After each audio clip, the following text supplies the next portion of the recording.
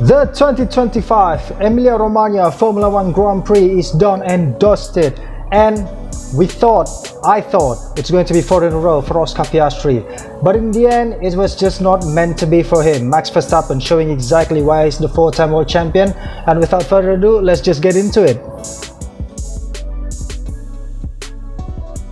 Daredevil overtake at turn 1, I mean at the first chicane, depends on how you want to classify which is the first corner at Imola. But then it's just a Daredevil overtake. Never in the slightest that I thought that he was going to make that move, especially around the outside. And then, well, on the cutback to the right corner, it was going to be like almost easy, but again, it's easier said than done. Really brave overtake from Max Verstappen, clearly reminding everyone why he's the 4-time world champion. It's not just the car, it's the skill. He was the one, Franz Hermann, if you want to call him that way. And yeah, from then on he just sailed off. He was untouchable, like literally untouchable until the very finish line. Even at the VSC, with the timing, with the strategy, all just perfect, all just clicked, all puzzles were put into place, and that's it. Max Verstappen denying Oscar Piastri a 4th win in a row, and this time it was pure pace. It wasn't like Suzuka where he was a slower car, I think like a 2nd or 3rd best car, and then he was fending off the both McLarens. This time it was just pure pace. We can see it like I said earlier, after that Daredevil overtake, he was just sailed off. Untouchable, never looked back, crossing the finish line like so far ahead from the rest of the field, even after the safety car, like in the last few laps, like it was a sprint, like in the last 10 laps if I'm not mistaken. And then yeah, in that last 10 laps he was just building the gap, and then yeah, 2nd win of the season for Max Verstappen.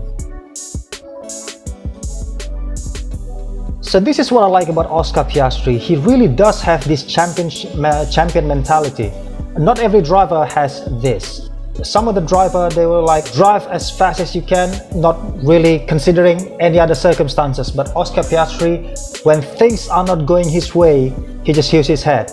Like the bad pit timing, the race strategy, the clear pace deficit between him and Max, and with Red Bull in broader term.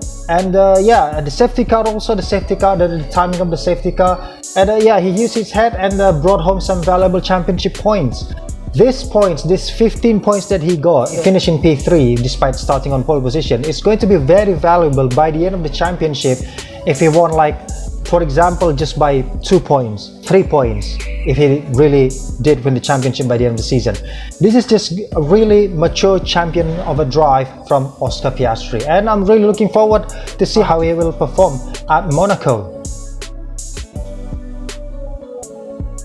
For the past 4 racing weekends, Lando Norris, well, if you exclude the latest one, then it's going to be the last 3 racing weekends. Lando Norris could only watch Oscar, his teammate, winning all those races. 3 wins in a row for Oscar.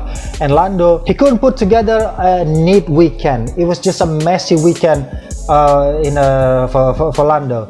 But now in Emilia-Romagna Grand Prix at Imola, finally, it's a morale boost for Lando. He finally is able to beat Oscar despite only for a P2, but he did it on track.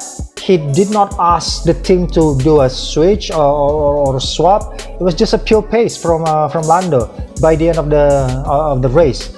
I think it was also due to Oscar maybe having an older tire compared to Lando, but in the end, Lando, this is still not the Lando Norris era, okay? Let's be honest, let's just face it, the Lando Norris era was just Zach Brown's imagination. I still believe this is the Oscar Piastri era, but yeah, again, a solid job from Lando, further strengthening the McLaren positioning in the Constructors' Championship. What's all that about, mate? George Russell, what happened at Mercedes? What is going on at the Silver Arrow? Not only that the home hero Kimi Antonelli started only P13, what a messy Q2 session for him the previous day before the race day in the qualifying day. He needed to retire the car. He retired. It was, I don't know what was wrong. Was it the engine? Was it a suspension? Was it some other failure? But the home hero This is just a heartbreaking moment for Kimi Antonelli, his first ever proper home Grand Prix, and he needed to retire the car.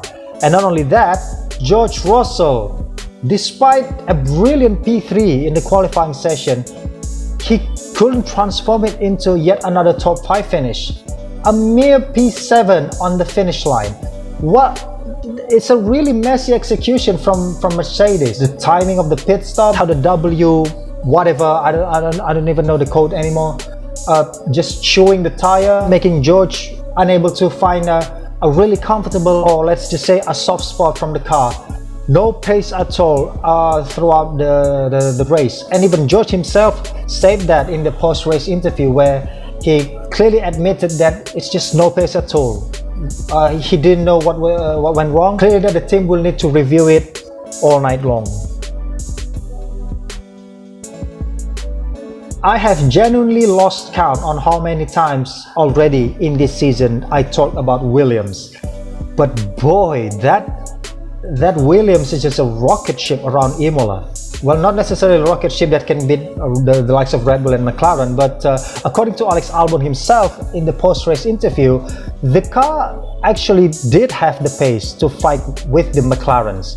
Albon was just like very confidently saying that a P3 was possible, a fight with McLaren was possible in this race. This is Atoll, not the Albon that I've seen back in 2019 or 2020.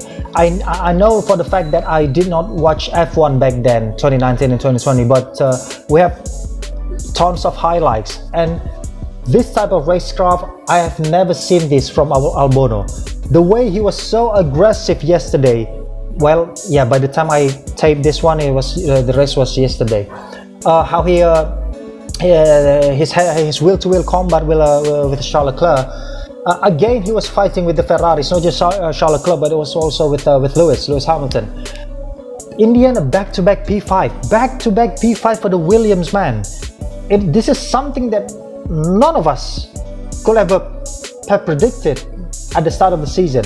Well, maybe with the test result at Bahrain, but have we ever really trusted the result of the test? As for me personally, I have never. Albon was even running inside the podium position for quite a while. Until the VSC, either the VSC or the safety car, I can't really remember the timeline because it was a bit of a hectic race. But in the end, Albon, wow, this is a genuine pace, and I'm not going to be surprised if we get ourselves a Williams on the podium this season. Double podium. Maybe I'm getting too far ahead of myself, but it's not impossible. This is genuine pace from the Williams. I'm already imagining something like Monza, or something with a lot of straight, like a Catalunya, maybe, or the Silverstone. It's just so exciting to see how Williams are going to perform. It's just so unfortunate that Carlos Sainz, his part of the garage, got the strategy absolutely wrong. It's a disappointing P8 for Carlos despite starting P6 on the grid. He outqualified Albon again. Albon started in P7. So yeah, this is just like a really missed opportunity. Despite at the end of the day, it's still a double points for the Williams, which is already good. If we compare it to the last 3-4 seasons that the team underwent. So yeah, kudos to Albon. If he qualifies well at Monaco, maybe a P3, then it's going to be a certain P3, because rarely at Monaco that we saw changes from the grid position and the finishing order. So yeah, if either one of the Williams manages to start inside the top 3 for the qualifying at Monaco, I think it's going to be a guaranteed podium place and a Williams podium at Monaco next week. So yeah, that's it. I think that I can talk for today. Make sure to leave your thoughts in the comment section below, and let's have some wild discussions. Like if you did, dislike if you didn't, subscribe for more, and until we meet again.